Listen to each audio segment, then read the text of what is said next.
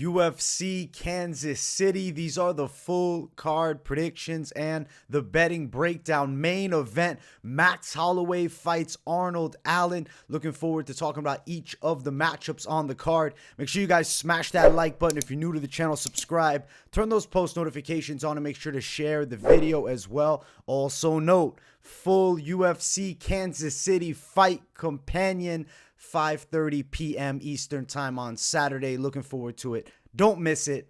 Let's get into the first fight of the night. The ladies going after it here. Joselyne Edwards versus Lucie Pudilová.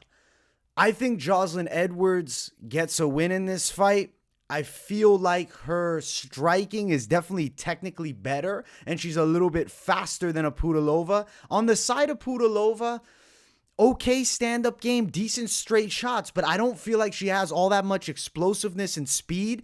She does have a bit of wrestling, has a decent double leg, solid from the top position. Joselyne Edwards, I feel as though she'll be able to get up from the takedown attempts, or takedown even that is succeeded. I think she finds ways up. I think she'll work well against the cage. I think her length is a factor and her speed is better than Pudilová. It's a real competitive matchup. I'd say it's a bit of a coin flip. Women's MMA, we've been seeing, the consistent trend of some savage close decisions. I could see this one being another hard-fought competitive decision. I like the side of Joselyne Edwards. She's got good Muay Thai kickboxing. I think she's faster than Pudilová. It'll come down to, does she get controlled on the mat? I feel as though Pudilová, though she has decent takedowns, she's not female Habib. She's not going to lock Joselyne down and just beat the shit out of her. She could take her down. I think Joselyne will work towards getting back up to her feet with her scrambles. And I feel like in the striking department, the speed edge, big factor. Kicking edge, factor. Overall, better Muay Thai, Joselyne Edwards. So I got to ride with her to beat Pudilová, who I just don't think has the speed to match her in the striking department, nor the technical abilities either. As far as the betting lines, Joselyne Edwards, a bit of a dog, plus 130 as an underdog. I'm riding with her. Pudilová, minus 135. I'm going dog-sided in this fight. And it's not just because it's women's MMA and the dogs, tend to be the better bets. But I feel as though Joselyne Edwards is the better striker, the better fighter, the faster fighter, more explosiveness to her. I don't see Pudilová just manhandling her on the floor. So I'm riding with Joselyne Edwards to get the win. She beats Lucie Pudilová and gets herself another UFC victory. Let's keep running up. Next fight on the card, Gaston Bolaños versus Aaron Phillips. I did find it quite interesting how Bolaños had mixed success in the Bellator cage, and now he gets signed to the UFC. I'm picking Gaston Bolaños. I could not imagine picking Aaron Phillips. Look at that picture. That might be the worst fucking Tapology profile picture of all time. Now, I'm not just picking him because the picture is terrible on the opposite side, but that is a fucking awful picture. Somebody please help out my guy, fucking Aaron Phillips. Holy shit. On the side of Bolaños, you have a very good kickboxing and Muay Thai background. Dangerous striker with real power. 6-3 record in the Bellator cage. 6-3 record as a pro. Aaron Phillips on the other side is unable to find a win in the UFC. He is the tomato can opponent. I'm not saying he sucks. He's not a bad fighter. He's scrappy with his punches. He'll throw heavy shots. He's got decent grappling defense. He's not an easy out. Gaston Bolaños on the other side, if the skill sets are improving at a consistent rate, if he actually has the potential that seems to be, pushed upon him. The UFC signed him, I believe, for a reason. There's a guy that didn't do amazing in Bellator, but got some impressive wins to be brought over to the UFC. They see something. I see the same thing. Not a contender, though. I see a fun bantamweight striker who I think the fans will get excited about watching. He's a dangerous guy, and he's good for that, Latin American market. I'm going to go Bolaños by knockout. I think he gets it in the second or third. I could see him catching Phillips earlier. Phillips unable to find a win in the UFC, but besides that, he's not showing me he wants to fight. 2 years and 8 months since the last one, so it's been very hard for him to get back in the octagon. Gaston Bolaños, you see that a year ago, he fought Daniel Scary Kerry, who in Bellator actually had a win over him, and then he beats him in the rematch. Scary Kerry also got flatlined by Aaron Pico brutally. So Bolaños is a dangerous striker, and I'm going to rely on the dangerous striking side to get the KO win here. Granted, 6-3 on the side of Bolaños, 12-4, and 0-3 in the octagon on the side of Phillips. At minus 180, I don't know, betting side of it, maybe you're propping the knockout. It's minus 180 money line. Aaron Phillips plus 170. I'm going with Bolaños to win the fight against Aaron. I am thinking he's going to get an impressive knockout. I think he sleeps Phillips. He really has to sleep Phillips. If he loses this fight, then that's 6-3 Bellator and losing your UFC debut to Aaron Phillips. I think might as well shut the fucking book already. So Bolaños KO win, the dream killer. Hopefully his dream doesn't get killed. I think he's taking out Aaron Phillips by KO. First 2 rounds, it should be. Next fight on the card, ladies going after it again. It's Bruna Brasil and Denise Gomes. You know, initially looking at it pre-study, I said, yo, Bruna Brasil, dangerous kickboxer. She looks good. But when you fucking dig into it, Denise Gomes is a junkyard dog, and she's my pick here. I think she will beat Bruna Brasil in this fight. I also think the line is inflated, favoring the side of Bruna Brasil, who's unproven. Her last fight, she beat a 5-0 girl, but that 5-0 girl is not running through savages. Denise Gomes, at the very least, yes, she fought in the UFC and lost. We take something away. Tough as fuck, dangerous on the feet and on the floor. No quitting her. Loma Lukbume is a dangerous female. High-level Muay Thai, very good clinch work, dangerous on the floor, evolving and super young. And Denise Gomes at 23, that's her UFC debut against Loma, and she's competitive. I know Loma's record wasn't all that pretty, but it ain't about the records, man. When you're fighting at the UFC level early on, this, for me, is Denise Gomez's shot to beat a girl who I believe could be a little bit overrated. Brazil has a pretty style. She's got nice kickboxing, the karate style stance of being up high with that, karate flow. Hands are low, relies on her quickness and slickness, and she does have pretty good kicks. Her teeps are nice. Her trips are good. She's got nice movement. She's not awful on the floor, but I do feel like Denise Gomes on the other side is more scrappy with the Thai boxing. I think she's very scrambly and dangerous on the ground too. I think we got a competitive fight that Gomes inches out. I'm going to go decision win for Gomes in an upset over Bruna Brasil. I definitely could see it happening here. I know she's only 23, but the girl's ahead of her years, and Brasil hasn't fought in the UFC yet, and they throw her Gomes, who gave Loma a tough fight. Yeah, I'm going to ride with Denise Gomes. I'm not feeling sold on Bruna Brasil just yet. Brazil's over a minus 200. She's like minus 188, best value, but upwards of minus 206. Gomes, dog-sided, plus 188. Give me the dog. Give me Gomes. Give me a hard-fought, competitive, maybe even split decision win. But I think Gomes is going to prove a lot of people wrong in this one. And it's a Brazilian battle, too. I like Gomez's chances. I'm going dog money. I'm going with the Gomes side. But it's not just because she's a dog. She's also scrappy as fuck. I think she's a hard stylistic matchup. Brazil, the prettier striker. Gomes gets down dirty and nasty. And I think she's going to make it more of a dog fight where Bruna Brasil will struggle. So we're going to go Gomes to get the upset. Next fight on the card, Lando Vannata versus Daniel Zellhuber. You got Mr. Inconsistency Lando Vannata versus overrated Daniel Zellhuber. I am going to pick Daniel Zellhuber, the 23-year-old. But he is a bit overrated. But let's take something away from the Trey Ogden fight. Trey Ogden just fought on Saturday, went 3 rounds and got cleanly outstriked by Ignacio Bahamondes, but he still stood in there. He was striking. He didn't get beaten up. He didn't panic. He didn't turtle up. At 23, Zellhuber has tons of time to improve. That fight against Ogden was 6 months ago. You can make vast improvements at 23 in just 6 months. He fights Lando Vannata, who I do think has a wrestling edge here, but is going to be at a big disadvantage as far as the reach and the height goes. And we know Lando was down at 45, now coming up to 155. I think Zellhuber from distance is going to have a big edge. I think this fight could be similar, actually, to Ignacio Bahamondes and Trey Ogden. But the Ignacio Bahamondes in this case is Daniel Zellhuber. I feel like his kickboxing is good. He's a solid prospect that's still developing. He's so young at just 23 years of age. I'm not going to write him off because he lost to an OG vet like Trey Ogden. You now throw him another vet. This is Lando Vannata, who's been in the UFC for a long time, extremely inconsistent, also a smaller guy at 5'9", with only the 71-inch reach. From distance, the striking edge is all Zellhuber. Vannata will get a little bit reckless. I think Zellhuber will definitely make him pay.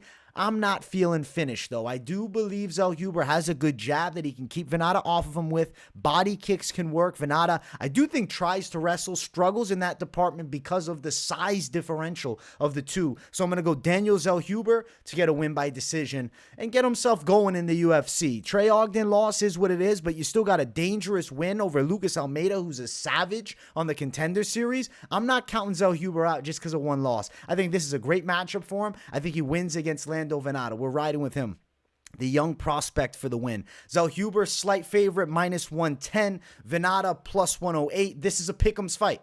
I'm going with the side of Zellhuber to pull it off. Real close money. I feel as though we're probably going at least over a round and a half here, maybe even over 2.5. I think Zellhuber win by a unanimous decision. Inconsistency on the side of Vannata. You look trading wins and losses here.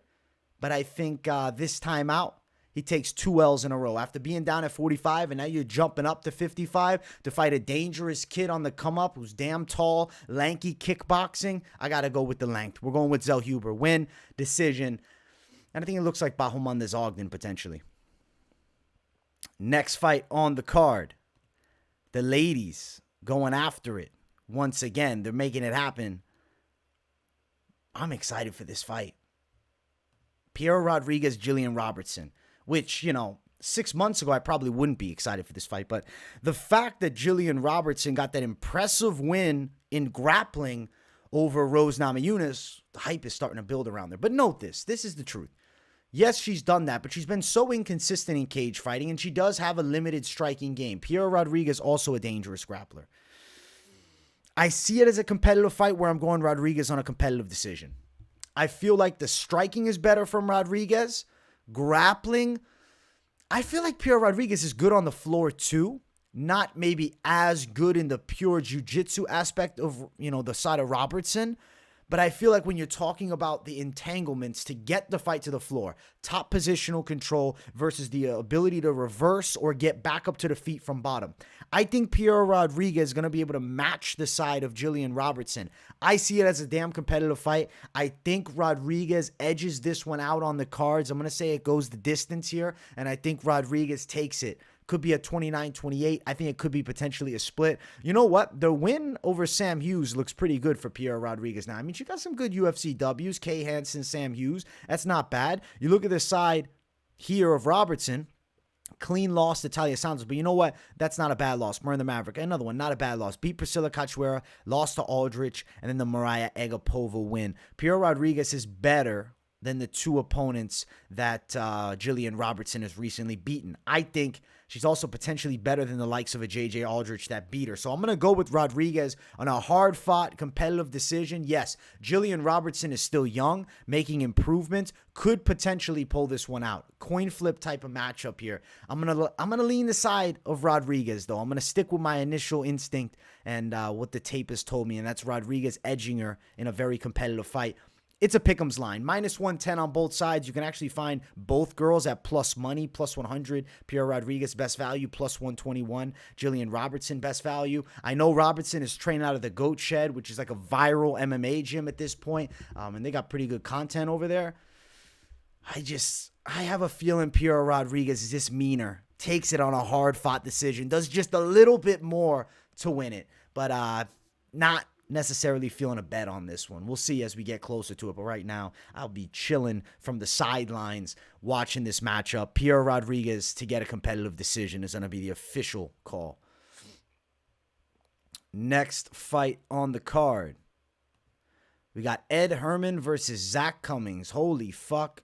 This is a weird-ass matchup because if you really think about it, this is layoff in age.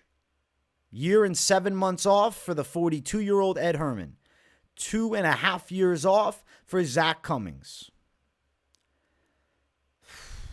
I got to pick Zak Cummings, but he's moving up from middleweight to light heavyweight, and he's previously fought at welterweight.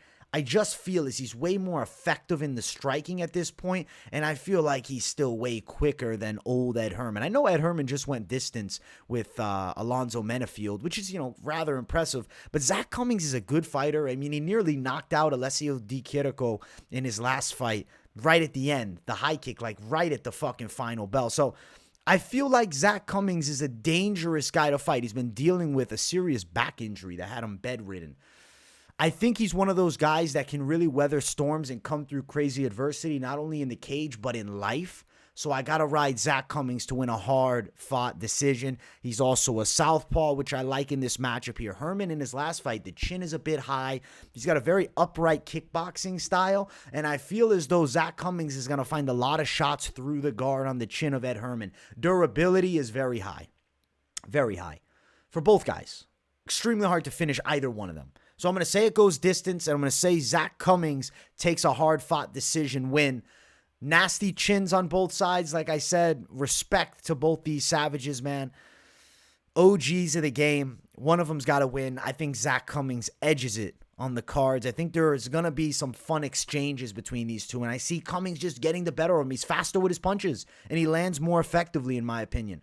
Both guys BJJ black belts, too, so it should be, canceling one another out in the ground. And if you're like, yo, like my thoughts was Zak Cummings has fought as welterweight. Is the size advantage real for Herman? Well, remember Herman was a middleweight for a long time, and Zak Cummings previously was a well-sized middleweight. Also, if you look at the stature, 6'1" Herman, 6 foot Cummings, and the reach is identical. I'm not concerned about Cummings at light heavyweight against Ed Herman. If you told me Zak Cummings was to fight at light heavyweight against a real built and strong light heavyweight, yeah, I'd be more concerned. But I think this matchup here, Zak Cummings at light heavyweight, which I don't think is a good idea to continue at light heavyweight, I think this is winnable. So we're going to go Zak Cummings for the win. He beats Ed Herman on a hard-fought decision, the OG of OGs. And I mean, if you look, though, there's still big W's here for Ed Herman, even though I think he lost to Mike Rodriguez, and then he ends up getting the submission because the ref fucked up on that one. But let's go the side of Zak Cummings. Win. Say decision. As far as the odds, minus 225, Zak Cummings. Herman, plus 210. You got old men battling out. Not old, I'm not trying to shit on these guys, but betting-wise, I would lean you towards, not. I think Cummings wins. Is Herman a good underdog? Not really. He's 42.5. Yeah, we're going Zak Cummings by a decision. He should win at light heavyweight here. Battle of the OGs, though. I think it'll be an interesting fight. Next fight on the prelims, which this should be a main card fight. Maybe it'll get moved up. Brandon Royval versus Matheus Nicolau. This is not a prelim fight. This is a top contender fight. Matheus Nicolau is the pick, and I also believe you are looking at somebody who has a very high likelihood of becoming a title challenger at the flyweight division, at the flyweight class. Brandon Royval is reckless. Matheus Nicolau, very calculated, great counter-striking abilities. Power in his hands for sure. He's got nice, tight punches, nasty lateral movement, and he has that frustrating attack because he'll take his time and you just can't find shots on him. You get reckless, you get caught. I think Nicolau will catch Brandon Royval in this fight, and I think he'll also submit Brandon Royval. Granted, could see it going distance, but I am going to lean towards a club and sub, potentially submission call for Nicolau. But don't be surprised if he wins a decision. I'm not telling you go run and bet the props on this one. But Nicolau is super defensively sound. I think Brandon Royval is a little bit inefficient with his defenses. He's reckless, man. He's a good southpaw, but he's a reckless one. He'll switch the stances up too, very high pressure, and likes to go to war. A little bit of underrated power on the side of Brandon Royval, but it's going to be hard to find those shots on Matheus Nicolau. I think Nicolau is just better than him, and I'm going to ride with Matheus Nicolau to win. He'll be calculated, he'll find big shots, and he'll get a big win in the UFC. He's got a beautiful streak going, and I really do think Nicolau is on the verge of title contention. Now, looking at these recent fights too. A loss to Moreno, which is no shame for Royval. A loss to Pantoja, no shame. Controversial decision win over Bontorin. He lost that fight. And then he beat Matt Schnell in a fight that he was getting hit in. He was getting touched up in. Matheus Nicolau cleaned it up on Matt Schnell. I mean, he's beaten everybody. Beating Manel Kape is a huge W at this point. He's on a nice 4-fight UFC win streak, and he beat the likes of Manel Kape, who I think is another real contender in the weight class. Royval is just too reckless and wild for me, and I'm going to ride the side of Nicolau by submission. But I do think decision's possible. I wrote down sub or decision.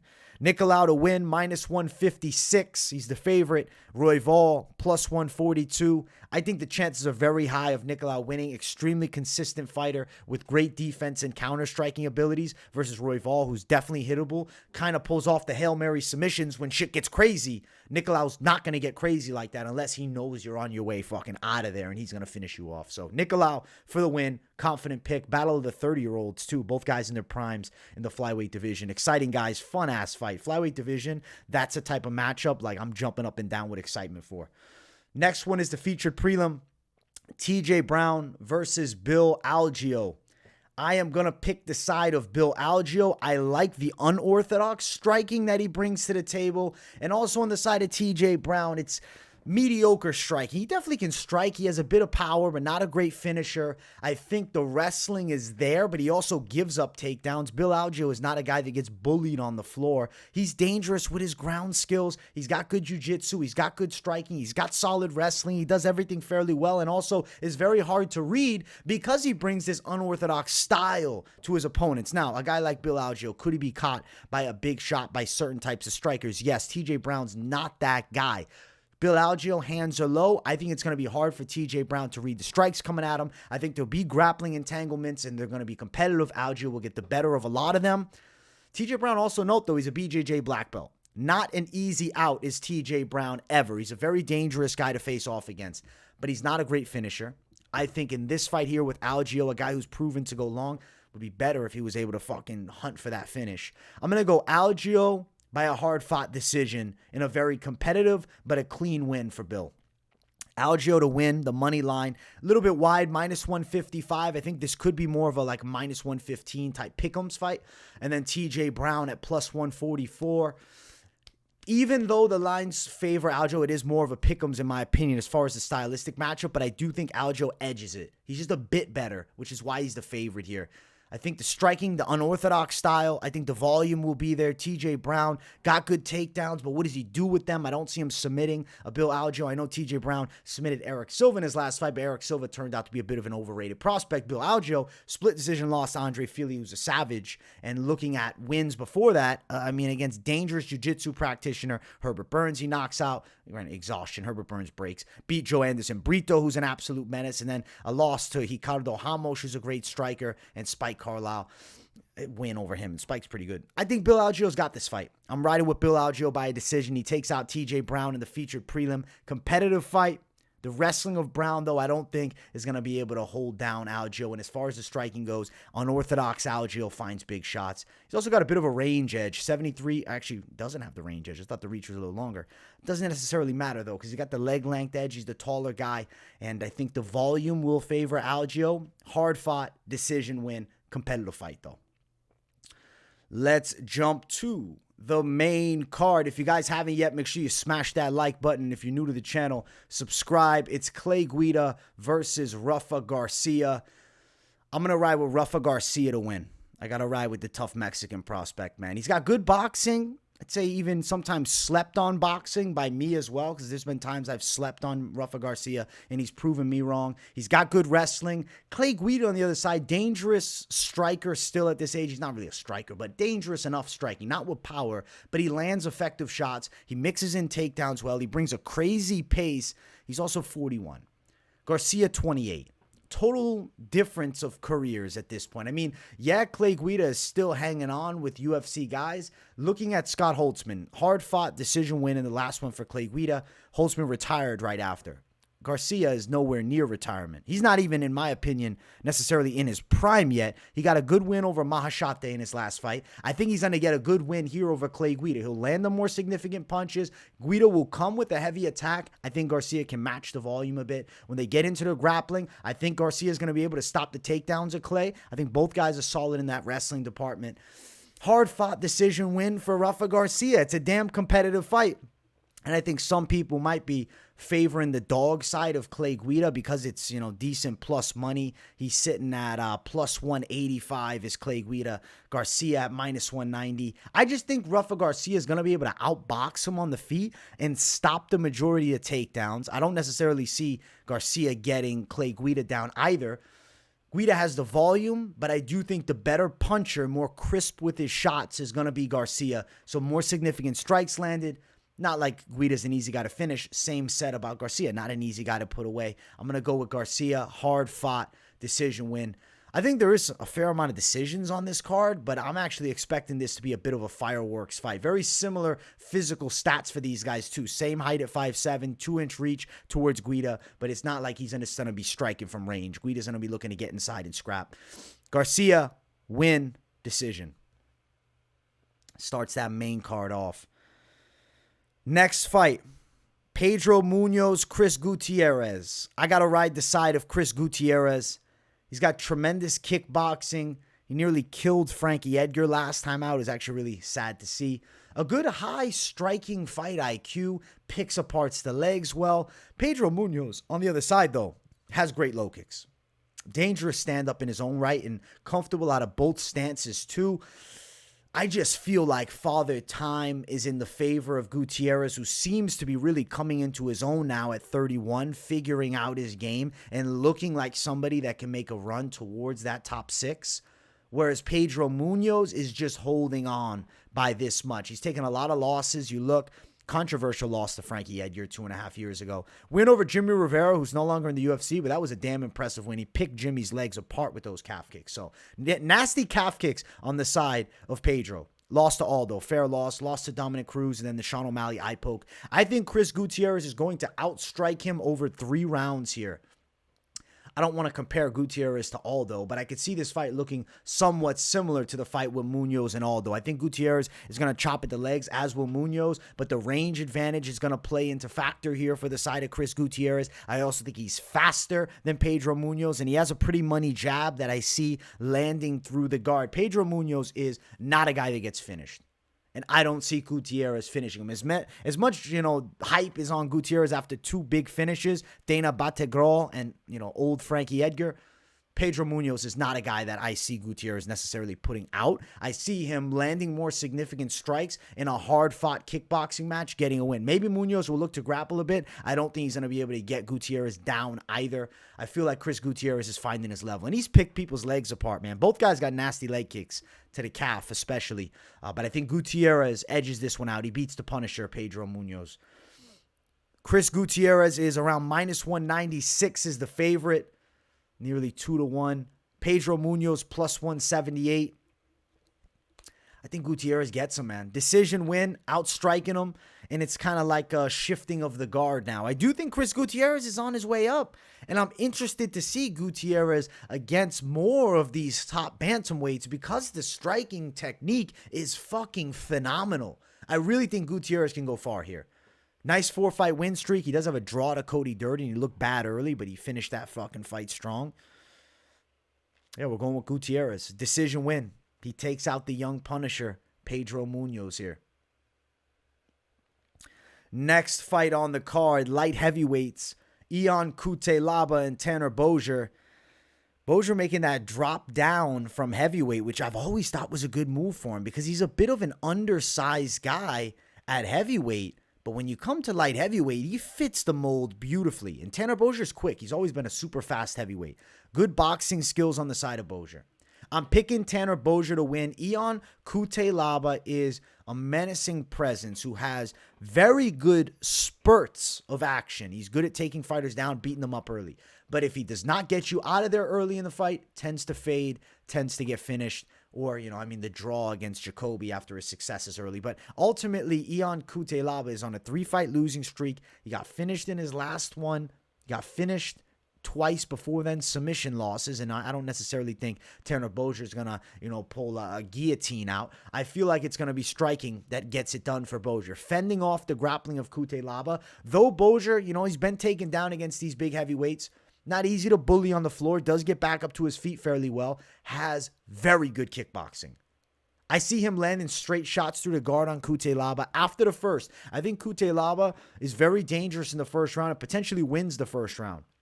But if Bozier, which I do believe he will, survives the onslaught from Cutelaba, he is going to find a ton of strikes on the feet of a tired Cutelaba. Stance switches from Bozier. He's got a stiff jab. He finds good crosses through the guard, good multi-shot combinations on the feet. He has KO wins at heavyweight. I see him putting Cutelaba out. A tired Cutelaba gets TKO'd by Tanner Bozier, who's making his UFC light heavyweight debut. But if you look back in the record, the last time Tanner Bozier was at 205 was 2014. many, many years ago. He did his thing outside of the UFC at heavyweight, fighting all around the world against some savages, picking up a fuckload of experience. I've known about Tanner Bozier for a long time, well before the UFC called him up. And I've always thought he's been pretty good. And I feel like at light heavyweight, this is the best case scenario for him. So I'm going to go Bozier by TKO. Light heavyweight debut in the UFC, he will shine in. We got Mr. One-Round Savage Cutelaba, but he fades. And I think Bozier takes big advantage of that one. So Bozier, KO, TKO, round 2 or 3. Plus 100 for Bozier, slight underdog. And I like the chances of a knockout here. Ion Cutelaba, minus 105. It's even line, Pick'em's fight for a reason, but I really think as we get out of the first round, it's like minus 300 Bozier, because the whole game changes. When Cutelaba's tired, he can be broken, and he's going to be broken here. We're going Bozier to win, KO, TKO, and maybe that knockout prop is something to look at. Next fight on the card, damn good fight. Dustin Jacoby versus Azamat Murzakanov. I'm going to pick Dustin Jacoby here. As much as I really want to attack the underdog, Azamat Murzakanov, I just can't get the Tafon Chukwi fight out of my mind, where he literally looked like shit for the first 2 rounds before a flying knee knocks Chukwi out. He looked awful. And Chukwi is one of the slower guys in the weight class. Dustin Jacoby is a glory kickboxer. And he didn't really lose to Khalil Roundtree. It was a controversial-ish decision that he took an L against. And I mean, before that, he's on a tear. So if you give him the win over Roundtree, he's not even fighting Murzakanov. I think that Jacoby from distance has a huge advantage. Murzakanov, in my honest opinion, undersized. Why are you at 205? You have a lot of body fat. Drop to 85, Murzakanov is a menace. And he's still not tall at 85. He's 5'10". 6'3" kickboxer on the opposite side, Dustin Jacoby, who has very solid takedown defense and really is finding his flow in mixed martial arts. This is the best Jacoby we've ever seen. Barely losing his last fight by, bit of a controversial decision, like I said. Murzakanov got a nice win over Devin Clark last time out, but Clark is a one-dimensional wrestler who fades in fights and can be KO'd. I don't think Murzakanov is going to have an easy time finding clean shots on Dustin Jacoby, those knockout kill shots here. I think Murzakanov might look to grapple. I think he'll struggle in that department. I think Jacoby outstrikes him from the mid and the long ranges, and I think Dustin Jacoby gets a unanimous decision here, giving Murzakanov his first L. Do I necessarily recommend you run out there and bet against an undefeated guy? Probably not. And Murzakonov's also a southpaw, and he hits very hard. He's got a huge left overhand. It's a big shot. Could he find it on Jacoby? In MMA, Jacoby is not an easy guy to put away. I know Alex Pereira knocked him out in kickboxing, but it's very unlikely that he gets KO'd. Granted, 4-ounce gloves, 12-0 guy. I'm picking the side of Jacoby, but the betting side doesn't intrigue me. Murzakanov is plus 170, so I wouldn't say he'd be a stupid underdog bet if you are looking to attack him. He's 12-0. Plus 170 is decent plus money. Like, I can't bring myself to pick. I want to pick Murzakanov. You can probably hear it in my tone. But just everything I'm seeing, it's Jacoby, hard-fought, kickboxing win. So I'm going to pick Jacoby, but I guess I'd lean you towards a dog or pass bet side of this fight, because at 12-0, Murzakanov is fucking live. I just feel like he's so undersized for 205. If he was at 85, he'd be way better. And that Chukwi fight, I cannot get out of my mind. He looks awesome in moments, though. I do think Murzakanov has a chance for a KO, though. I'll pick Jacoby officially, but you can hear the tone in my voice. I'm all over the place on this one. So ultimately, the weigh-in recap show on Friday, we'll talk about this one again, and I'm excited to see after we see the fighters on the scales if maybe something changes. Ultimately, I don't know if it will. You got a huge height difference. You got a great striker from range in Dustin Jacoby, who's super hard to hit with clean shots, versus an undefeated guy in Murzakanov, who also is very undersized for light heavyweight. So we'll go Jacoby, but that's, that's a tricky pick, man. That's a true coin flip, and I think more of a dog betting situation. Co-main event of the evening, Edson Barboza versus Billy Quarantillo. The pick is Edson Barboza. I think Edson is going to find a lot of shots on Billy Q. Billy Q absorbs a fuck ton of damage, and Edson Barboza hands out a ton of damage. I see Edson Barboza landing kicks to the legs. I see him landing punches through the guard. I think Billy Q comes at him super aggressive. Definitely is going to try to wrestle. I think he'll be met with good takedown defense from Barboza. I know you look at the Bryce Mitchell fight and you're like, yo, Mitchell took him down easily. Yes, but Billy Q is not Bryce Mitchell. Billy Q is a good fighter. He's got solid grappling. He's a dangerous striker as far as his aggressiveness, but not necessarily with a lot of power. Edson Barboza has the ability to put anybody's lights off, and he's probably one of the best kickers in the history of the UFC, and at least the lightweight / featherweight division. A little bit older now. I still think he lands so many shots on Billy Q, though. I don't know if Billy can make it the distance here. I'm kind of feeling Edson Barboza by a knockout. I could see it going all three, though, because at featherweight, Edson Barboza hasn't been getting these emphatic stoppages like he used to at light heavyweight. There's been a ton of fights. So knockout is there, but I'll say Edson by a decision, I guess, is kind of what I'm potentially feeling. But I'm hoping for a knockout. Let's pray for a KO because I want to see some flat lines on this damn card. And I think Edson Barboza rips the legs up of Billy Q. I think Billy's way over aggressive and he's too square with his stance that Barboza is finding shots through the guard, touching him up. Billy Q's going to be coming with the heat. But yeah, I'm thinking TKO. I'll go TKO Edson Barboza. Let's go for it for the hype. But the method of victory it doesn't mean shit. We'll find out when the cage door closes. Ultimately, I think Barboza, better striker, competent enough in the grappling defense, whereas Billy Q does have good jiu-jitsu. He's not a beastly wrestler. He's not a guy that easily throws his opponents to the ground and bullies them. I'm going to go with Edson Barboza for the win over Billy Q. And let's say he stops him. He finds the knockout shot in the second or third round. Plus 145, Edson Barboza. I'm going dog money. Edson Barboza to get the win. Billy Q sitting at minus 160. Yeah, I think Billy Q's taking an L. Billy Q's got some nasty hook flurries and good pressure and close, but that style of kind of reckless striking, I see counter strikes from Barboza ripping him up. And I think Barboza from the mid and the long ranges is going to crush Billy Q with kicks. Even body kicks are something that I'm really thinking could come to fruition here for Edson. If he can find some money body kicks, I think he could really slow Billy Q down. And then Billy Q's guard's going to start dropping and punches going to get through and Barboza can snipe him out. So I'm going to go Barboza later TKO here. Let's get to the main event. If you guys haven't yet, make sure you smash that like button. If you're new to the channel, subscribe. It's Max Holloway versus Arnold Allen. The pick is Max Holloway. Earlier on, early leans, I'm thinking, oh, maybe Arnold Allen gets him. But when I start watching the tape and I start looking at the Volkanovski fight back for Max Holloway, and I start then thinking about, damn, Volkanovski gave everything he had to Islam Makhachev, who's the champion upper weight class. I really believe Volkanovski is the greatest featherweight that's ever lived, and Max Holloway is one of the greatest featherweights that's ever lived. He's picking everybody apart besides Volkanovski. Arnold Allen is a southpaw, but something that I noticed is the way his stance is slightly too square that Max Holloway, in my opinion, finds straights through the guard. I also see Max Holloway chipping away at the low kicks. And then the question comes, could Arnold Allen land a takedown?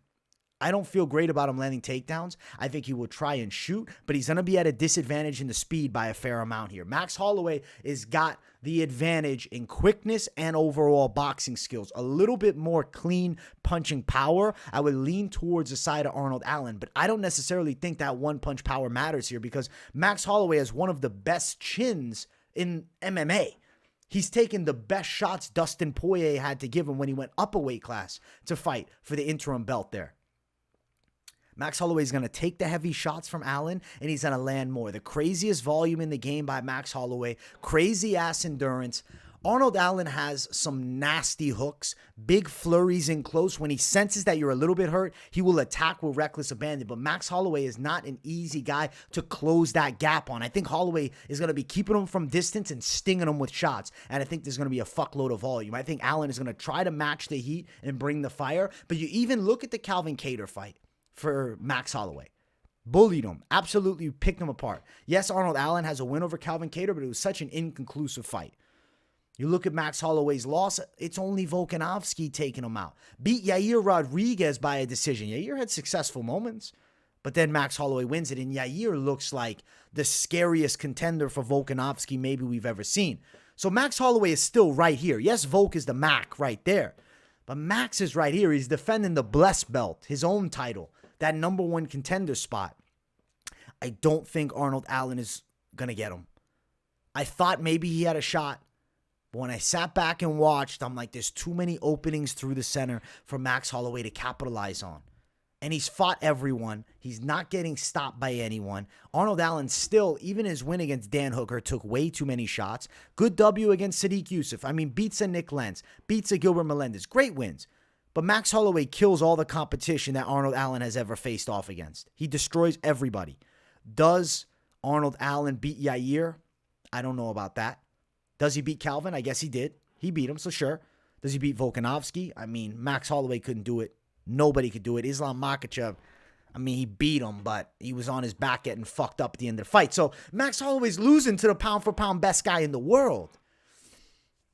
I think Max Holloway wins a hard-fought decision here, but he controls most rounds. I'm kind of thinking 49-46. I think Holloway from distance is touching him up. I think Allen's trying to close the gap. I think he will land some decent shots, but he's going to notice that he cannot hurt Max Holloway and cannot string his punches together consistently enough to do the damage that would need to be done to take a Max Holloway out. And he's not going to flatline him with one big shot. So now you got to go 5 rounds and beat Max Holloway overall through the 5 rounds. To me, that's nearly impossible to do unless your name is Alexander Volkanovski. So I'm going Max Holloway, win, decision, beats Arnold Almighty Allen, and holds the blessed belt still right at the top. Odds here, best value you're seeing is -167 Holloway, more around -190. Arnold Allen +165 is the dog. I got to go with blessed Holloway. I think this fight's going the distance, and I think Max Holloway, like I said, like 49-46 decision, unanimous. He takes out Arnold Allen, and Max Holloway, the blessed express, keeps on moving up. And who knows, maybe him and Volkanovski, they go after it a 4th time, like Izzy and Pereira did. And next thing you know it, Max Holloway somehow wins the 4th fight. Overall, great main event. A win for Max Holloway. Tremendous card. Kansas City is getting blessed. Holy shit, we're in Kansas, baby. They're coming out with the heat. I can't wait for it. I hope you guys enjoyed the breakdown. Make sure you smash the likes. If you're new to the channel, subscribe. Please let me know in the comments. I want to know who wins, Max Holloway, Arnold Allen. I definitely want to know your main card pick. And also, I'm curious what you guys' takes are on the co-main event and that Azamat Murzakanov versus Dustin Jacoby fight. Because the top 3 fights, awesome matchups. The whole card is actually pretty fucking stacked. This is a heat fight night, and it makes sense because it's in front of that Kansas City audience. They're expecting some fire, and I think they're going to get it. Much love to the people. I appreciate you all tuning in. Subscribe if you haven't, and make sure to turn those post notifications on too. Like I said earlier, Fight Companion, 5:30 p.m. Eastern time on Saturday. Don't miss it. Content dropping every day of the week, so stay tuned for it. And if you got nothing to say in the comments, we just want to show the love, drop the W in the chat, baby. Thank you all. See you all in the next one. Peace, guys.